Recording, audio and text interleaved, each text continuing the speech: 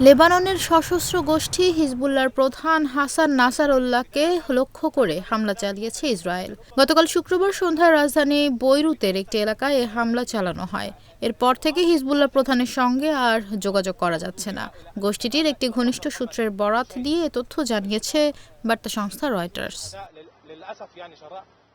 এদিকে হামলার কয়েক ঘণ্টা পার হওয়ার পরেও হিজবুল্লাহর পক্ষ থেকে তাদের প্রধানের অবস্থান জানিয়ে কোনো বিবৃতি দেওয়া হয়নি।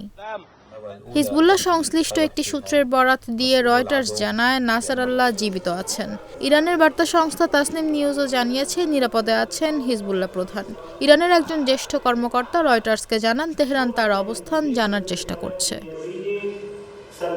এদিকে ইসরায়েলের হামলায় হিজবুল্লাহর ক্ষেপণাস্ত্র শাখার কমান্ডার মোহাম্মদ আলী ইসমাইল নিহত হয়েছে বলে জানিয়েছে সংবাদ মাধ্যম আল জাজিরা। বৈরুতে আবাসিক এলাকায় তেল আবিবের বিমান হামলায় শুক্রবার ৬ জন নিহত হন, আহত হয়েছে শতাধিক। হতাহতের সংখ্যা বৃদ্ধির আশঙ্কা করছে লেবাননের স্বাস্থ্য মন্ত্রণালয়।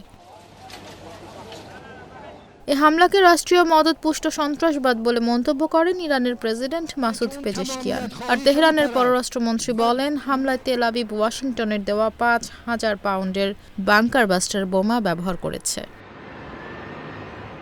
বৈরুতে ইসরায়েলের হামলায় যুক্তরাষ্ট্রের কোনো ভূমিকা নেই বলে দাবি করেছেন মার্কিন প্রেসিডেন্ট জো বাইডেন। এরই মধ্যে লেবাননে যুক্তরাষ্ট্র ও ফ্রান্সের ২১ দিনের যুদ্ধবিরতির প্রস্তাবে সমর্থন দিয়েছে জাতিসংঘ।